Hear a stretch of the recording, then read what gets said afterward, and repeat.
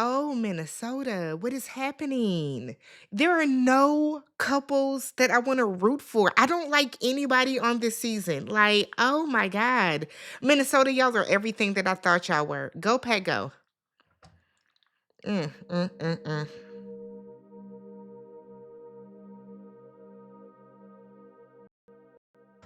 What's up, everybody? Welcome and welcome back to the channel. I'm Tammy. This is Tammy Talks. We are here today to talk Love is Blind. This is season 8. We are in Minneapolis. Wait, I said that. Episodes 4, 5, and 6. I know I am late. I know the new episodes drop in a couple hours, but we still gonna talk about it because if I had to watch it, y'all gonna hear about it, all right?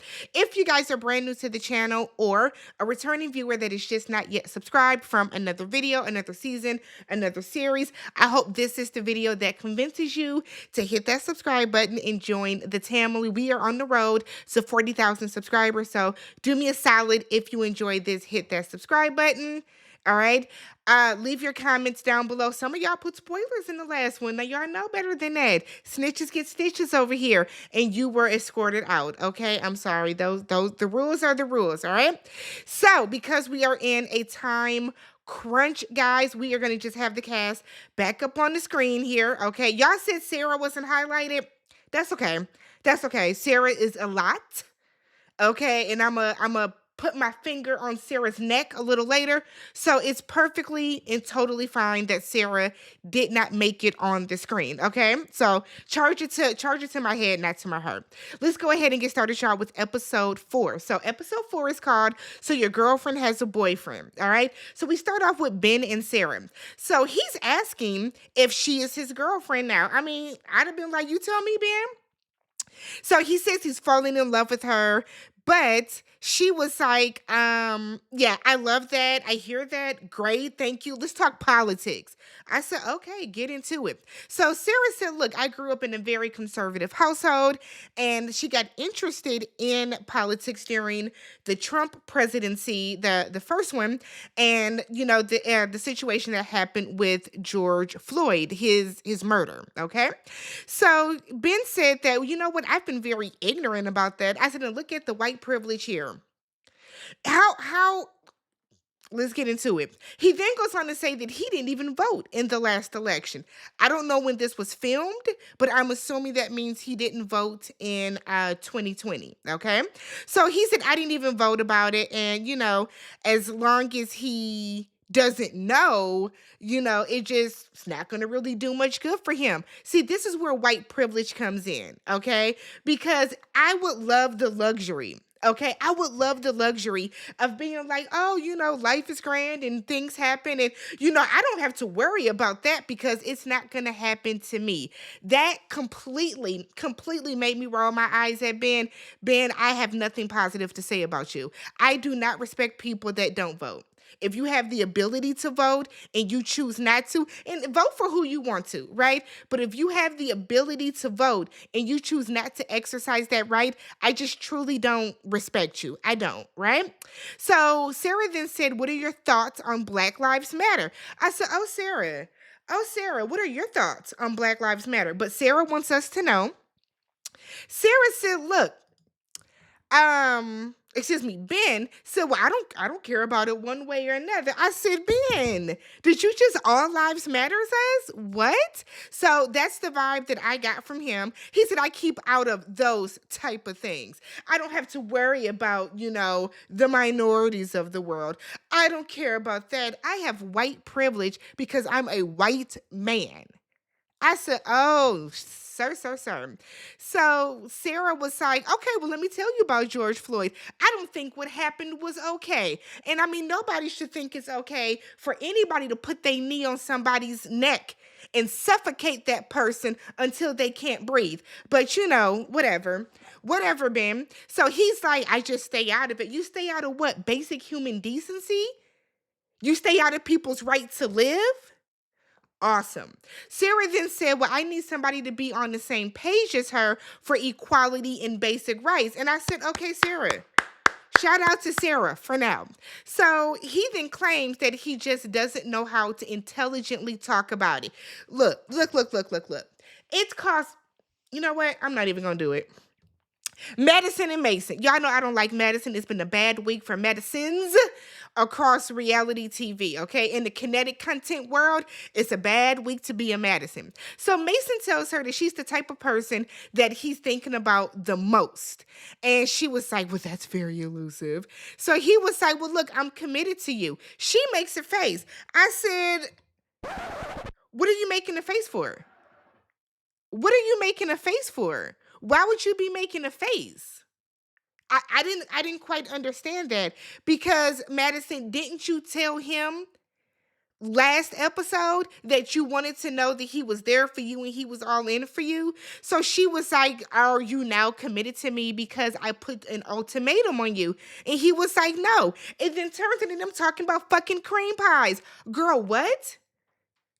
What? They then talk about fragrance. And she was like, what is your favorite fragrance? And he was like, oh, I wear Dior Sauvage. And she was like, that's what all the narcissistic men wear. What do you wear, Madison? Annoying?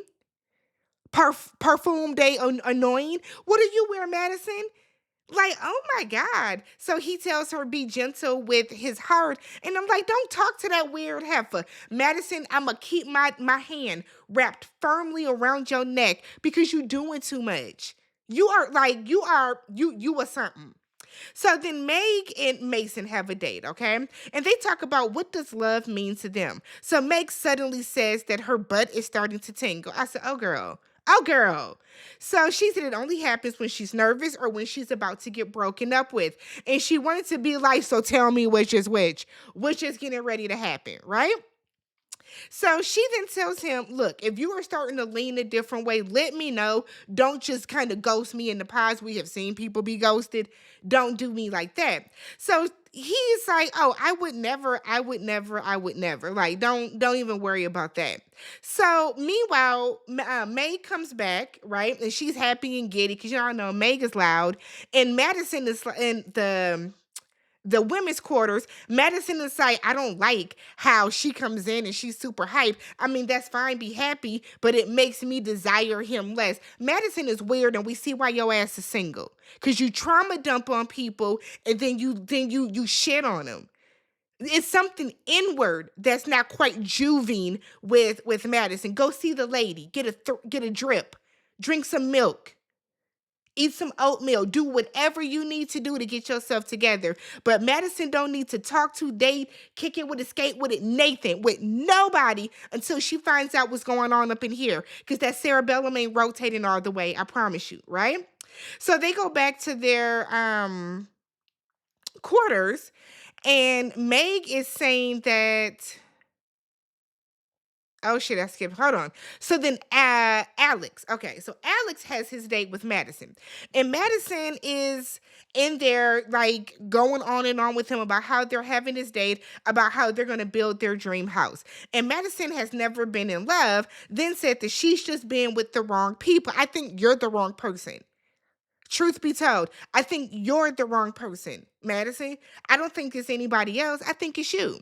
So Alex then said that he accepts her for who she is and he will be there to support her and her issues. So Madison was like, well, on her first date, she was sad, the first date of the day, she was kind of sad that it wasn't Alex that walked in. And I was like, were you? Because you seemed pretty damn happy that it was Mason earlier. You seemed okay then. So next thing you know, they're boyfriend and girlfriend. I don't understand why they become boyfriend and girlfriend for a day. Just get engaged, y'all.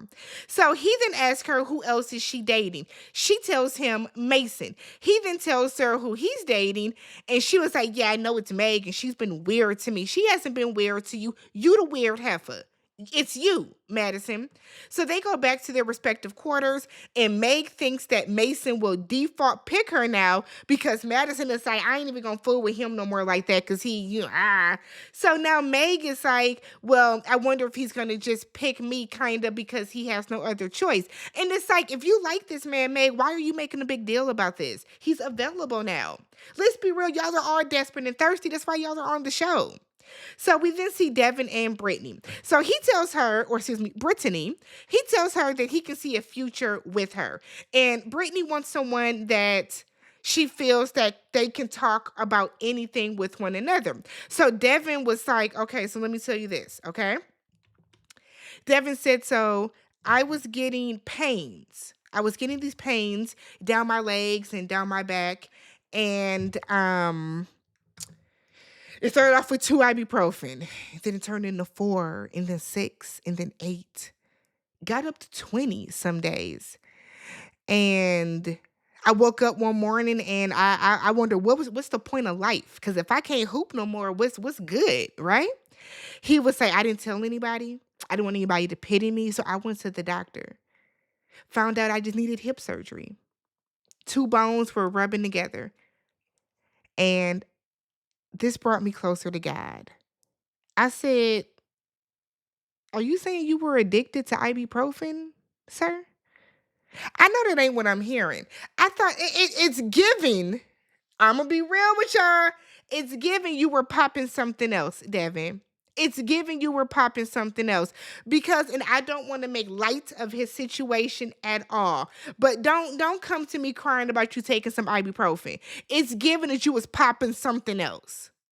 So then Brittany is like, oh, okay, that's what we doing? Bet. Let me tell you something. Brittany said, well, I'm bisexual, okay? I've had experiences with women and I enjoyed it, but I see myself with a man. Like, I envision marriage with a man for myself, but I have been attracted to women. I have messed around with women. And he was like, do you still like women? And she was like, I mean, I think everybody's beautiful. I said, that means, yes, she is still attracted to women. Devin then goes on to say, well, it would make me feel better if I knew that when you were with me, you were with me. Did she say she's going to cheat on you? Is that what you heard there, Dev? Because I didn't hear her say that. So for some reason, Devin thinks that Brittany or thinks that anybody, probably any woman that is bisexual is promiscuous. He thinks that she believes in polygamy. She never said that, right? So then Devin was like, oh. So now Brittany feels away. And she was like, it would have been comforting to hear you say, that it was okay. It would have been comforting for you to say that it didn't matter. That's not a big deal. But, I can't control how you respond. His response is, I'm trying to understand what you're saying. She said she slept with a woman before. She likes women. She's attracted to women, and she's also attracted to men. I don't know what was confusing about that, Devin. It gave a little bit of homophobic, and that's me, but it gave a twinge of homophobia to me because his reaction was more of, I'm not cool with that. It was a slight of disgust. That's just my opinion. So we then see Devin and Virginia, because y'all know we get the nigga scenes back to back. So Devin and Virginia, so she lets him know that she has feelings for him and she cares about him. Devin feels like they are both holding back things that need to be discussed. Virginia said, well, I'm shy. She said that she opens up more when she's comfortable. Girl, you're going to have to get comfortable in these pods. So we find out she's been very closed off from past relationships. She dates, but doesn't put more effort into this. She then goes on to say, because I don't need this shit. Men want me. I can go find me somebody right now. Virginia, don't do that. Don't do that, because if you could find somebody just that easily, you would be with somebody. You wouldn't be here, my good sis. Don't do that. So Devin then tells her the ibuprofen situation, and I'm like, sir, don't tell nobody else this shit. Tell them what you was really doing. You was really popping Tylenol 3. You were really taking an opioid. You were really taking Oxy. Let's be very clear about this. Let's be very clear, because that ibuprofen would have burnt a fucking hole in your stomach, wouldn't it? She's crying about it, talking about she likes his faith. I was like, okay. So she wants someone that is going to be able to pray with her. I said, girl, hide the Tylenol when you get... That's not funny. It's not funny. So Dave and Molly. So Dave said he regrets jokingly asking the girls, what's wrong with you? He thought that it was funny. I didn't think it was funny, and neither did any of the girls. You were put on a sticky. You are still up on a sticky, Dave. He then tells her that his right testicle is throbbing. He then asked her what type of ring would she want. And I was like, oh, that's very forward, but okay. So Dave then tells her, you were my number one after the first day. Now he's talking to Molly. Molly. Devin is saying, Molly, you were my number one, okay? Keep that right here in your mental. Keep it right here, okay? Hold it tight. So he then says that he really likes her because she is not putting any pressure onto him, okay? So back in the women's quarters, Lauren is crashing out. Don't like Lauren, but she's crashing out because Molly is telling people that her number one called her his number one as well. Now she's like, I don't know who's being more Delulu, me or Molly. Everybody. Everybody's being Delulu, okay? And I feel like Lauren, you've been watching my recaps, because why are you saying Delulu, girl? That's Hannah, okay? Don't do that. So we then see Dave and Lauren. They have a little conversation. Lauren comes in and was like, yeah, your other girlfriend came in the lounge and said you called her your number one. And I'm like, Lauren, oh my God, girl, tuck your shame in. Come on. Have you no couth? So she was like, if that's the case, I don't need to be here. And see, now Dave don't know what to say. He's all tongue-tied. He's tongue-twisted because he knows that he's been saying the same thing to all these girls up in here, right? So we get to episode 5, which is breaking up is hard to do. So it starts off right where the last one left off with Dave and Lauren. So Lauren is still crashing out. Okay, still crashing out because she feels that her and Molly are similar. So Dave was like, look, me and Molly have a lot in common. We talk about a lot of similar stuff. And Lauren is like, I don't know how that could be. We're similar. I said, girl, get the fuck. Like, for Lauren to kind of feel that there was no way that Molly and Dave have things in common because they have things in common, and she feels that her and Molly are not similar. Like, what are we, 3? Come on. If I like peaches, okay, I like peaches, and David likes peaches too, okay? But then Holly does not like peaches, okay? Holly don't like peaches. Holly likes pears, and David likes pears. I can't be confused as to why they have something in common. Okay, what are we doing? What are we doing? So back in the women's lounge. Oh, wait. Hold on. I skipped something. Hold on. Oh, so Lauren said that she's only there still for him. He didn't know she was talking to anybody else. Dave said, I never told Molly she was my number one. Yes, you did. Yes, you did. Yes, you did. You definitely did because I heard it. I heard you say it, right? So he was like, look. I haven't always made the right choices. So then Lauren is like, well, I would tell you to pick me and that would be the right choice. Dave then said he is struggling. This is a lot for him. We see this every season. Somebody has to make a decision between two people they're dating, and they're just like, this is a lot. I didn't think it would be this intense. What did you think it would be? Y'all have seen the past seasons of the show, and that's why you signed up. Stop all this cap. So back in the women's lounge, both Molly and Lauren are rehashing to the ladies what Dave told them. Madison said, he playing y'all. And I said, Madison, I don't like you, but a broken clock is going to be right twice a day. Okay, so we then get Devin and Brittany. So Brittany comes in and talks about how indecisive she is. I said, girl, on what? What are you indecisive about? So she lets him know she wishes that he would have had a different reaction to her being truthful about her sexuality. And she tells him, you're a little too square. She said rigid. She was like, you're a little too rigid for me and you're just not my person. He agrees. He said he's happy he met her, happy that they had the connection that they did have. She then tells him, look, I know who you're dating. I know the other girl that you're dating. I know it's Virginia. I think she's awesome. I love her. I think y'all are going to be great together. Yada, yada, yada. They wish each other the best in life. I'm sure they'll meet again at that, that little link up mess party that they have towards the end of the season. So then again, y'all know the time it is. Nigga couple 1, nigga couple 2. So now we go to the black couple. So Devin and Virginia. So he lets Virginia know that Brittany basically broke up with him. He was like, I ain't have to even do none of the talking. She did all the talking. Cool. Virginia has gifts for him, gives him looks like a disposable camera and her grandmother's ring. The way that y'all be giving away some of y'all personal prized possessions in the pods, crazy to me. Devin then gives her a cutting board and a necklace with his initials, Ben and Sarah. So he was nervous coming into the date. And I said, yeah, because it's given MAGA, Ben, that's why.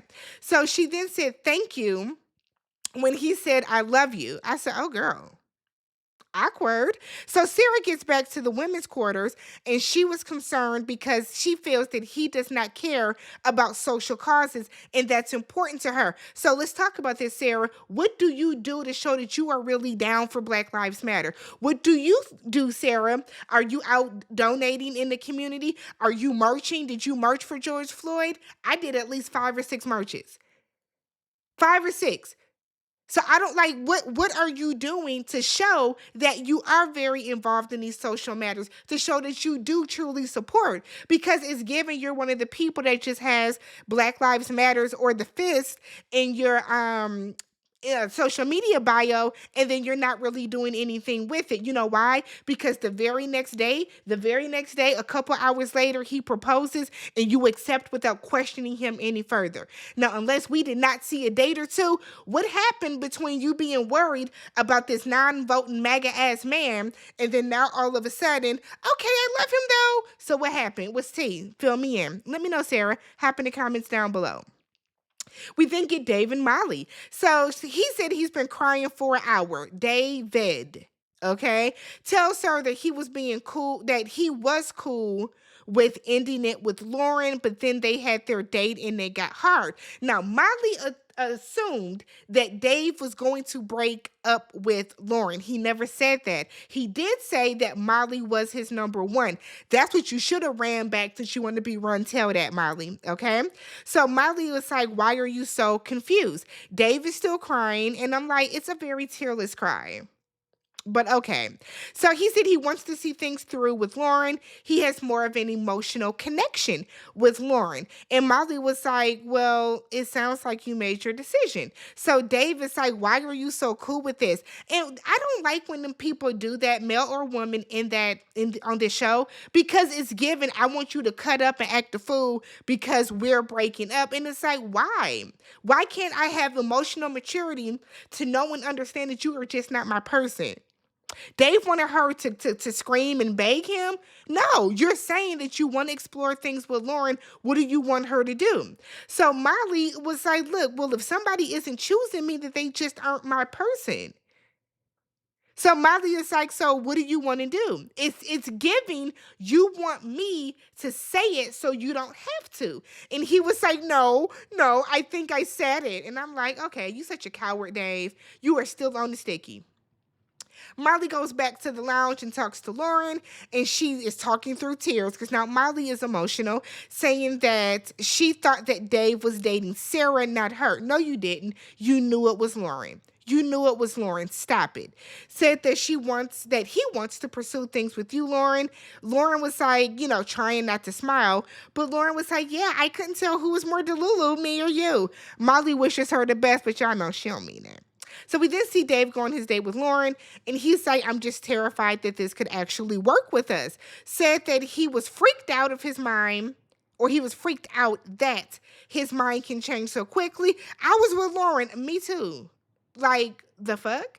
So Dave then said, look, I never promised anything to Molly, which is true, but you did tell Molly she has been your number one since the first day. Now, when that comes out, that's going to be a mess. So Lauren said, well, there are things that you said that made Molly feel like she was your number one. Yeah, he told her that, Lauren. He told her. He didn't tell Molly that he would break up with you, but he did say she was his number one from the first day. So Dave then claims he didn't tell Molly she was his number one and said that would be a lie because, Lauren, you were my number one. I said, oh, not you being a liar. You're going to get caught up, Dave, because people that do this always get caught up on here, right? So we then see Daniel and Taylor. They exchange gifts. They talk about Christmas again, okay? So he gives her a stocking and was like, I hope that you can get one like this with the letter T. She was like, I have a stocking like this with a letter T on there. And he was like, really? It looked like the same Target stocking that we all got. That red cable knit one with the white stitching of the T. I have it too. So they talk about weight, body issues, and insecurities. She doesn't weigh herself anymore, and she asks will he post her on his social media. I don't remember if this was the conversation, but he does ask her what her social media handle is. He asked her what her Instagram handle was. I thought that was kind of odd because why she gives it to him, and we find out why that is kind of important later, okay? Put that right here on the sticky. Hold it. We then get to Ben and Sarah's reveal. He sprints over to her. She doesn't seem as excited initially, but they do loosen up with a little love is wine. Um, they keep kissing, so I guess everything is cool with them for now. Sure. Dave proposes to Lauren. That's on you, sis. Mason and Madison. This pissed me off, right?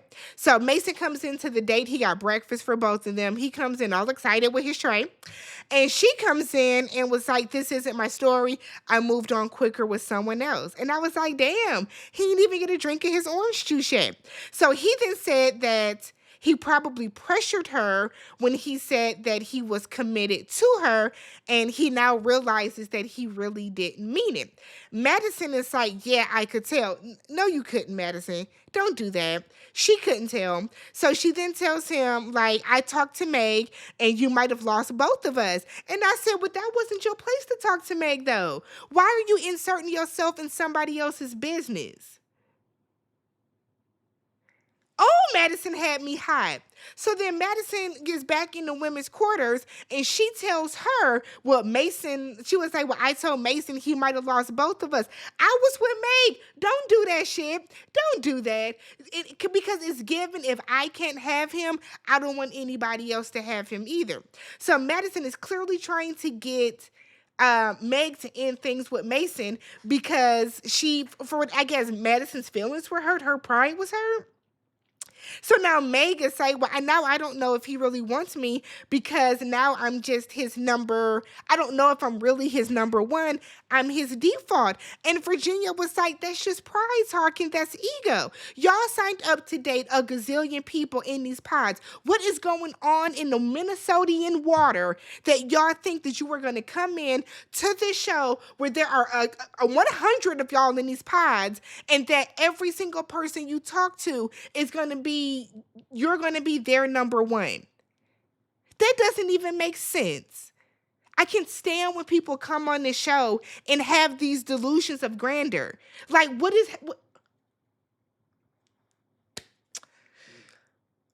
we then see Megan Mason. Mason said that he validated the wrong person. He said he was confused and he should have been giving his validation to you, Meg, not to Madison. Meg then said, so were you confused before or after finding out that she was going to go with Alex? Mason doesn't answer. Okay. So then she was like, well, I don't know if I'm really your number one or not because now it's by default. Heifer, it was always by default. It was always by default. So we get to episode 6. We pick up with this same draining ass conversation where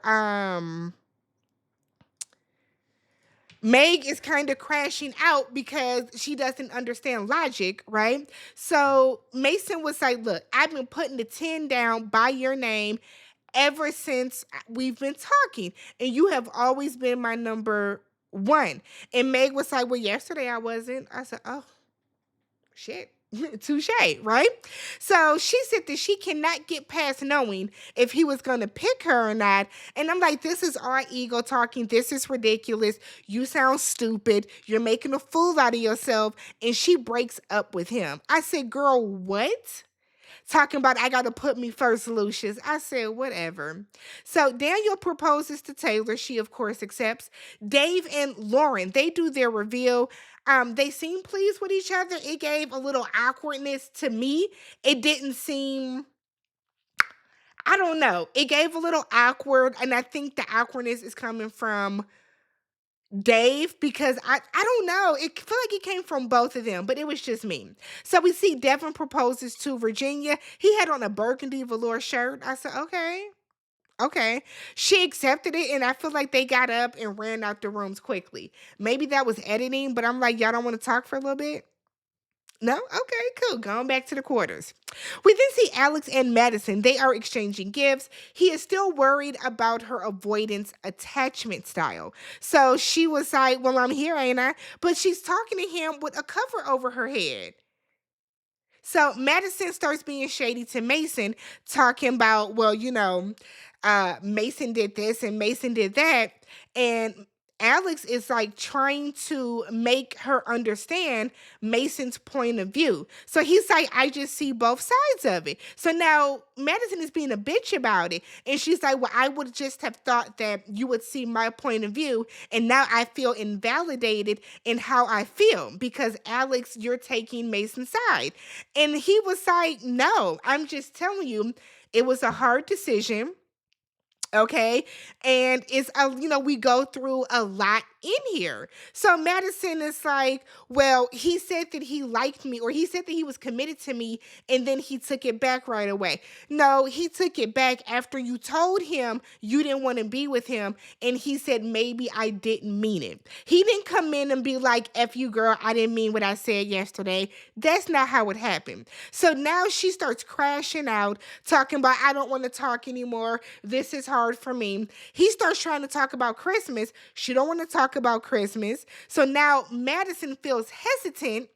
Madison feels hesitant about Alex. So Alex was like, I got your ass. We are not at a point to be engaged. You done ruined this for yourself. So now Madison goes back to the women's quarters, tries to make it seem as if she broke up with Alex when really your face is cracked, sis. Pick your jaw up off the ground. She lucky I made her my thumbnail for the first set of episodes because she would for damn sure be the thumbnail for this. What is going on, Madison?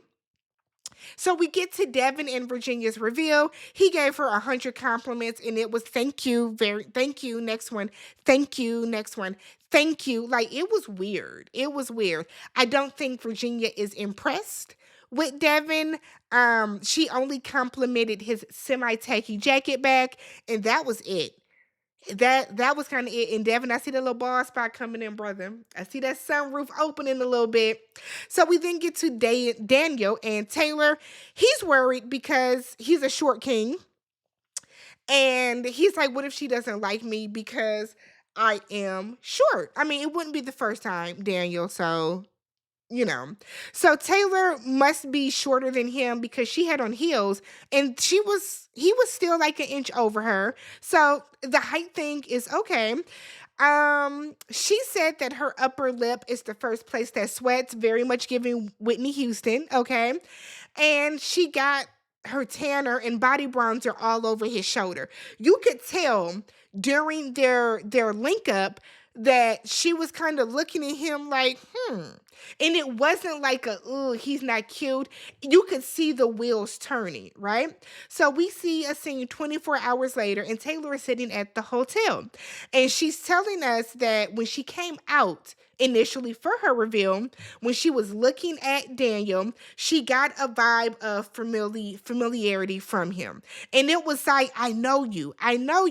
And not because they've been talking for so long, but just in her mind, like, I have seen your face somewhere before. She then said that a couple months ago, Daniel followed her on Instagram. Said that he unfollowed her, and she said all the things that she talked about were in her bio. Faith, family, Taco Bell, Christmas, all that stuff were things that are in her, you have like your little profile, right? So she was like, I think that Daniel knew who I was the entire time. He knew how I looked the entire time. And to her, one, is creepy, and two, it just defeats the purpose of the process because he knew how you looked and all that type of stuff, right? So we then see Daniel coming to talk to her, and she was like, you looked familiar. Did you follow me on Instagram? I'm fairly certain that you did because you got a picture of you sitting in a chair with your legs crossed in front of a Christmas tree with a drink. And he was like, what? I got a lot of Christmas stuff on my page. And she was like, no, no, no, no, no. What's on your page? Because you followed me. And he was like, I don't follow you. She said, you follow me, then you unfollow me. She said, I got to follow. I went to the page and was like, I don't know this person. And so I just didn't follow you back. So she asked him, what are these pictures on your page? So he was like, well, I'm sitting in a chair. It was Christmas, and you can tell he looks guilty. He looks guilty AF. I said, "Oh, Daniel, not you being weird." And see, I actually like Taylor. Taylor's the one person that I do like on the show. She hasn't rubbed me the wrong way, but like, damn. I hate when people are weird. So that was it. That was episodes 4, 5, and 6. Let me know what you guys thought about this episodes. So used to doing one. These episodes, I believe 7, 8, and 9 do come out tomorrow. So I'm going to do episodic recaps. So they'll be back to being singular videos. But if you haven't already, subscribe to the channel, thumbs up the video, and let's talk down below. Peace.